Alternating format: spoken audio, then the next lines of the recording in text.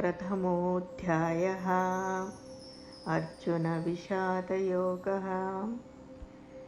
धर्मक्षेत्रे कुरुक्षेत्रे समवेतायुत्सवः मामका पाण्डवा च एव किम् अकुर्वत Sanjay. Dhritarashtra said, "Assembled on the field of Dharma, O Sanjaya, on the field of the Kurus, eager to fight, what did my people and the Pandavas do?" Again, I repeat, assembled on the field of Dharma, O Sanjaya, on the field of the Kurus, eager to fight, what did my people and the Pandavas do? This is the only time that Dhritarashtra speaks in the text of the Bhagavad Gita. He only appears in order to ask this question. The Kurus are the members of the Kuru family, a leading clan of the time. The field of the Kurus is a vast plain near Hastinapur in the neighborhood of Delhi. It is belonged to the Kurus at that time, and the battlefield is called Kurukshetra. Dhritarashtra is an old experienced head of the royal family, which is called the Kuru family. He knows that the battlefield of Kurukshetra, lying within the Dharmakshetra, the land between the rivers Yamuna and Saraswati, always maintains its sanctity and brings victory to the righteous. He is anxious to hear the details of the happenings and curious to find out whether the good influence of the land has had any effect on the destructive tendencies of his evil-minded sons, or whether it stimulated the righteousness of the Pandavas and encouraged them to forgive the evildoers. This is his wishful thinking. The two armies of the Kauravas and Pandavas on the battlefield of Kurukshetra represent the negative and positive forces on the field of Dharma. This is what made Dhritarashtra say, assembled on the field of Dharma, on the field of the Kurus. Dhritarashtra, the blind king of the Kuru family, says, "My people and the Pandavas." Because he was blind, his younger brother Pandu was managing the affairs of the kingdom for him. When Pandu died, Dhritarashtra wanted to give the reins of the kingdom to Yudhishthira, the eldest of the 5 sons of the Pandu, who was also called Dharmaraj, the embodiment of righteousness. The very embodiment of righteousness and noble qualities. This is what Dharmaraj was.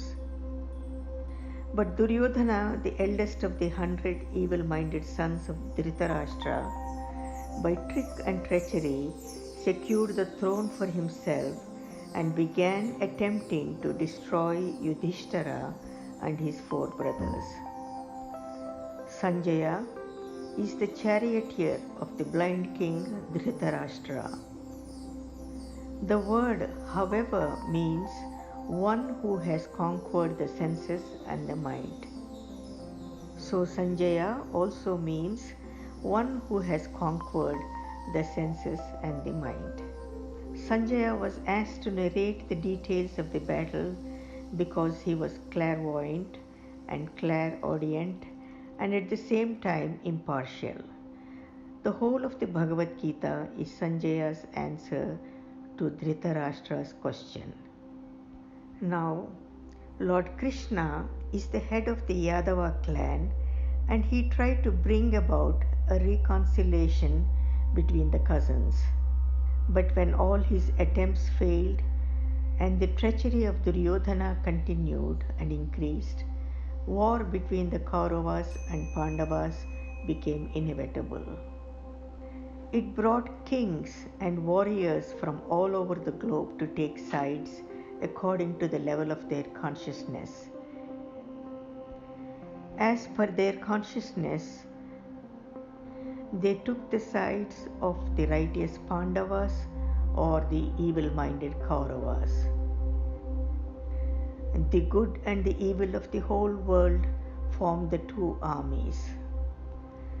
Lord Krishna's main mission, which was to destroy evil and give protection to righteousness, has been simplified.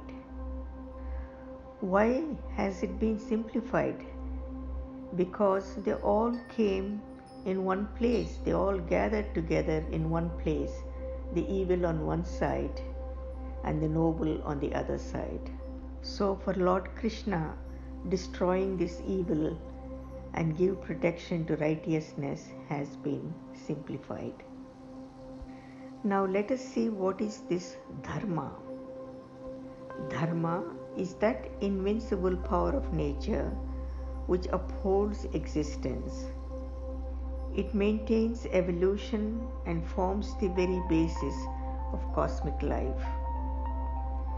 It supports all that is helpful for evolution and discourages all that is opposed to it. Dharma is that which promotes worldly prosperity and spiritual freedom. In order to understand the role of dharma in life, we have to consider the mechanics of evolution.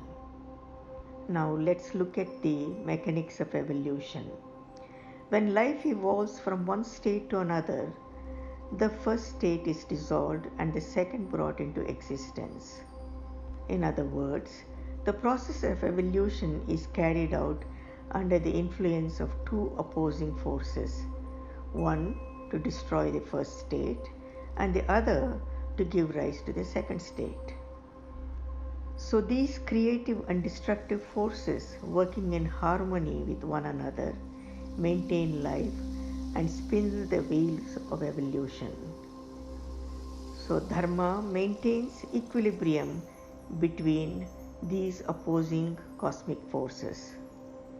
Dharma safeguards existence and upholds the path of evolution, the path of righteousness. Now let us look at how dharma upholds the man's life.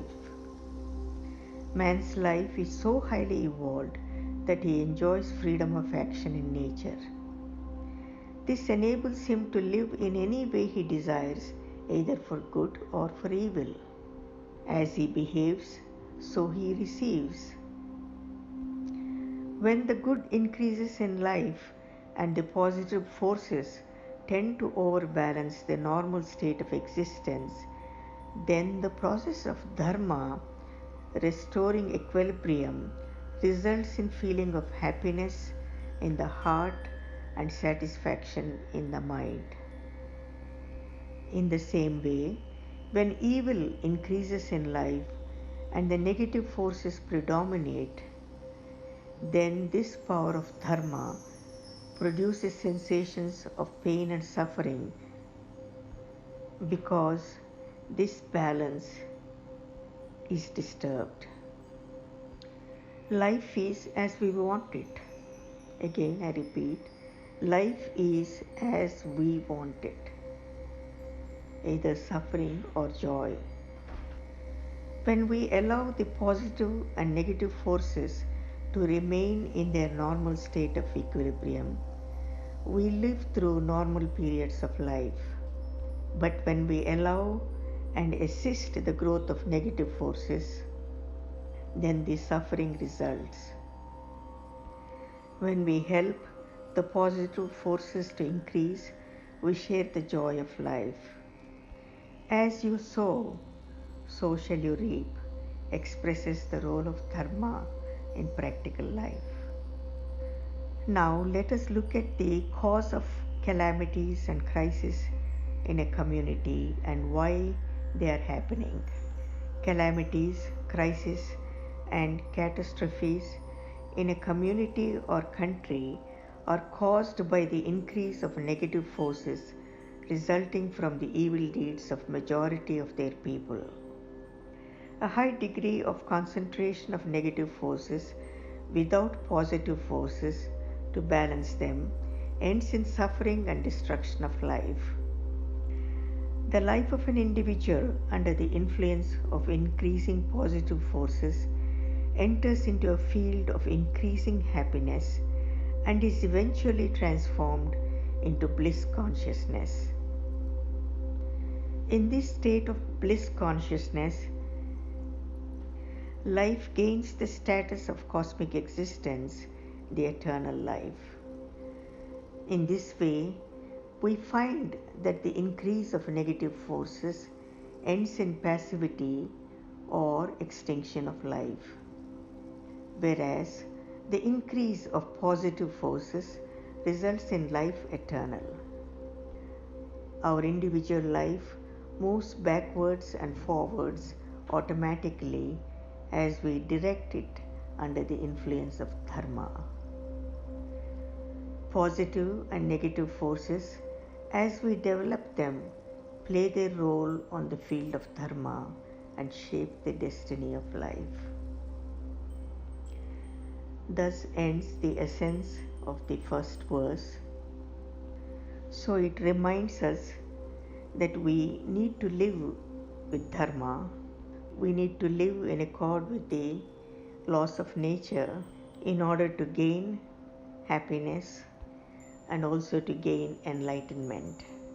It is the increasing happiness which is eventually transformed into bliss consciousness and raises one to cosmic existence, the eternal life.